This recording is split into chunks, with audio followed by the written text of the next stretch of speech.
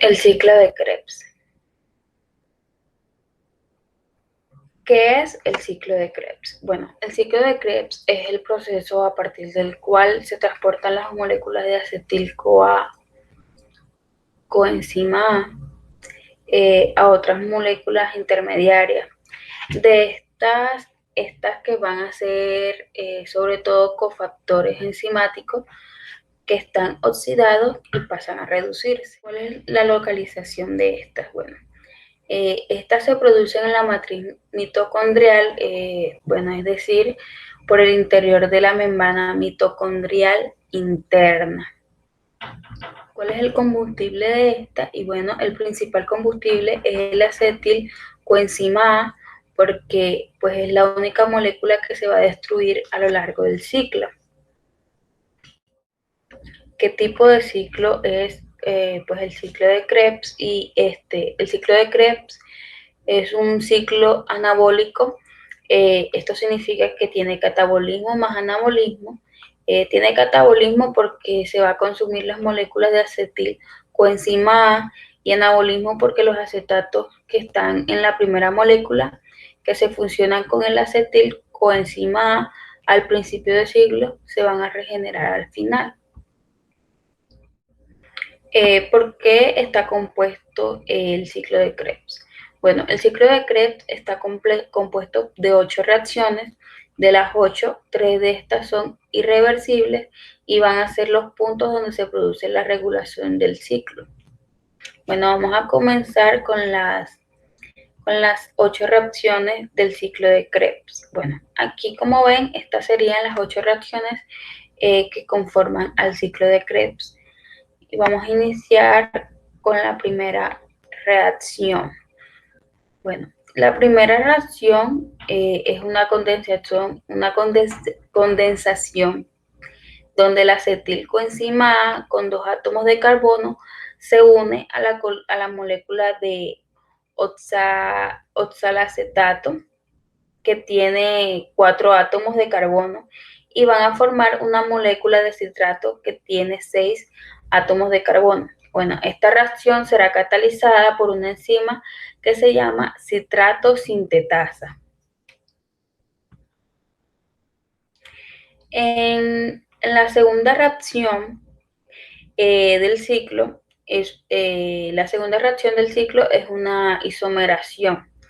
Bueno, digamos que esta consiste en hacer una reorganización de los 2 enlaces de la molécula de citrato, es decir, que le quita una molécula de agua y se la vuelve a añadir. De esta forma se obliga a reorganizar esos enlaces. En la enzima que cataliza esta reacción es la conitasa y da como resultado isocitrato. En la tercera reacción es una deshidrogenación de isocitrato, que en esta la enzima que actúa es el isocitrato deshidrogenasa. La reacción de esta desarrolla a una descarbosilación oxidativa, porque se produce la liberación de un átomo de carbono que forma CO2, y esta produce la liberación de electrones que los captarán en moléculas de NAD más, que son cofactores enzimáticos oxidados, y estos se reducen formando NADH, que eso sería el poder reductor. Por lo tanto, el isocitrato pasará a formar alfa-celoglutarato. Bueno, en la cuarta reacción veremos la transformación de la al-acetoglutarato en succinilcoenzima A. Esto es otra descarbosilación oxidativa y está catalizada por el alfa-celoglutarato deshidrogenasa, y en esta reacción pasa lo mismo que pues en la reacción anterior. En esta se van a liberar un átomo de carbono porque había pasado de tener 6 átomos de carbono de isocitrato a tener 5 átomos de carbono en al acetoglutarato. Y ahora se va a transformar en succidyl coenzima A, que tendrá átomos de carbono, pero al igual, que sale la molécula de carbono, entra una coenzima que se une a la nueva succidyl coenzima A, y de igual manera pues los electrones se liberan y se unen a unos cofactores enzimáticos que están oxidados y pues se reducen para formar NADH. En la quinta reacción va a ser una fosforilación a nivel de sustrato succinyl coenzima A, que bueno, este se había formado y pues ahora pierde esa enzima que pues ya había captado en la reacción anterior, y asimismo utiliza la energía de esta reacción para transformar un Gp más un fósforo inorgánico en un GTP, que también es un análogo energético como el ATP.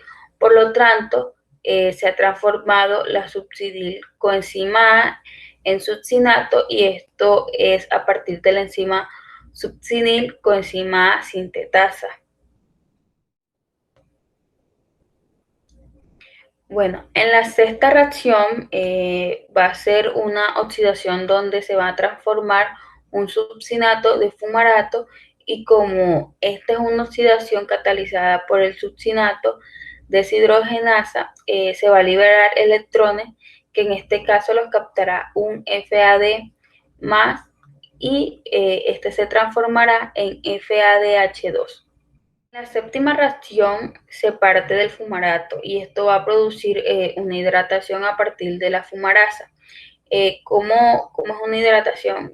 Una hidratación es captar una molécula de H2O y esta se va a transformar en L-malato. Bueno, en la última reacción del ciclo de Krebs va a ser una deshidrogenación del L-malato, que esta se va a transformar en oxacetato, que era la primera molécula del ciclo de Krebs. Como es una deshidrogenación y se produce por la L-malato, la deshidrogenasa se va a liberar electrones que van a volver a captar otros cofactores enzimáticos oxidados, que en este caso va a ser el NAD+, transformándose en NADH. Bueno, ahora hablando de la cadena transportadora de electrones, vamos a ver qué es la cadena transportadora de electrones. Bueno, la cadena transportadora de electrones es un conjunto de proteínas transmembrana que se encuentra en la membrana mitocondrial interna, cuyo objetivo es producir un gradiente electroquímico que utilizará al ATP sintetasa para producir ATP. También se habla de la teoría quimiosmótica, dada esta, habla del acople de la transferencia de electrones en la cadena de la síntesis del ATP. La primera reacción de la cadena de transporte de electrones, se ve cómo llega un NADH, que era una molécula que tenía electrones, y se lo cede al primer complejo.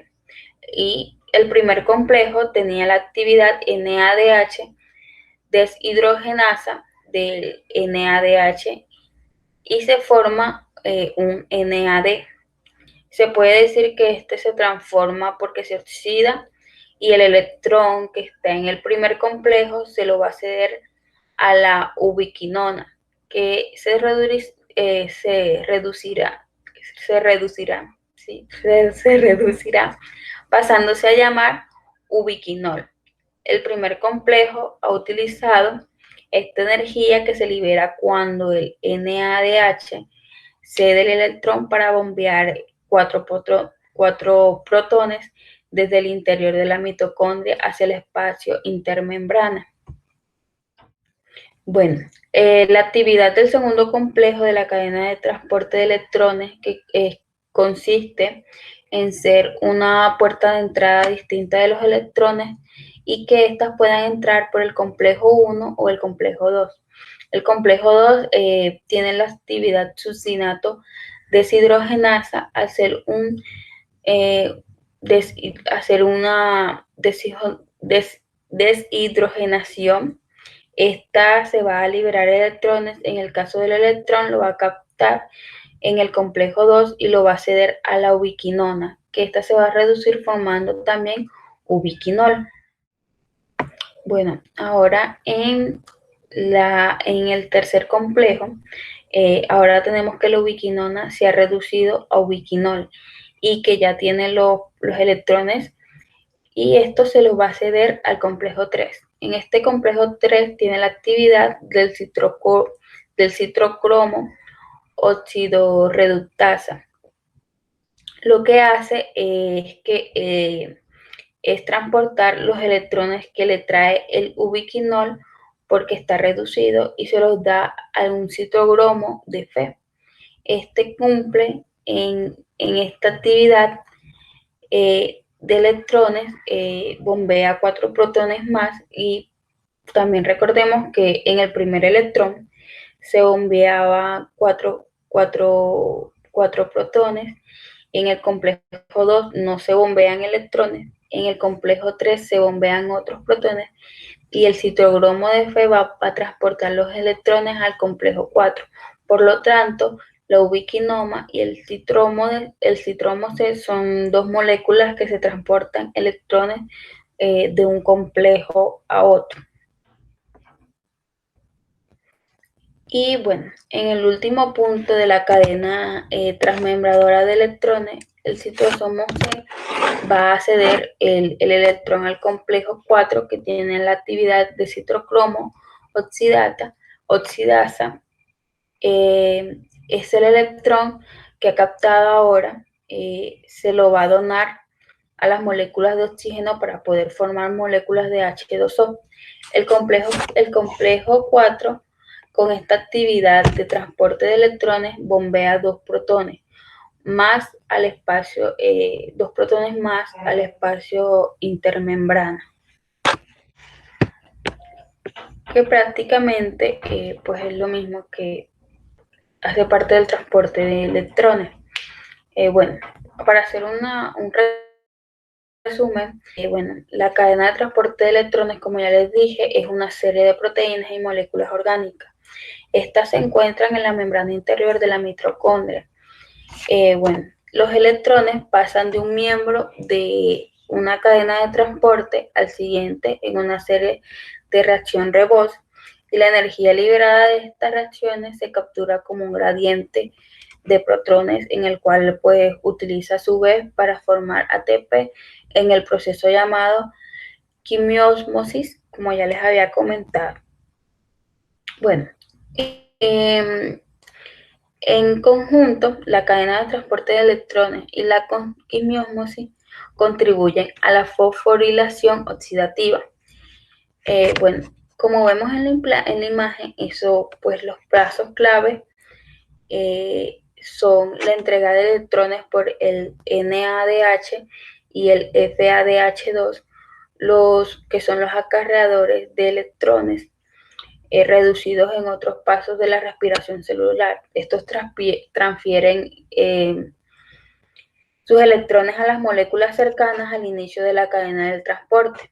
En el proceso se convierten en NAD más y en FAD. Estos pueden ser reutilizados en otros pasos de la respiración celular. También en la imagen se puede ver la transferencia de electrones y el bombeo de protones. Esto se da conforme se mueven los electrones en la cadena, se desplazan de un nivel de energía más alto a uno más bajo, lo que libera parte de esta energía y se utiliza para bombear iones de H+, lo que los desplaza fuera desde la matriz hacia el espacio intermembranal. Este bombeo también establece un gradiente electroquímico. En la imagen también se puede observar la separación del oxígeno molecular para formar agua.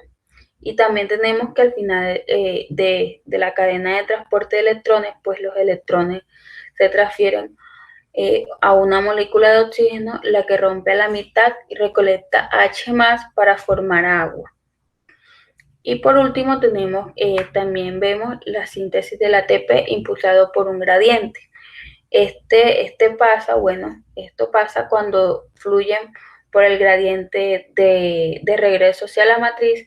Los iones de H pasan a través de una enzima llamada pues ATP sintetasa, eh, lo cual el flujo de los protones, lo cual aprovecha el flujo de los protones para sintetizar el ATP.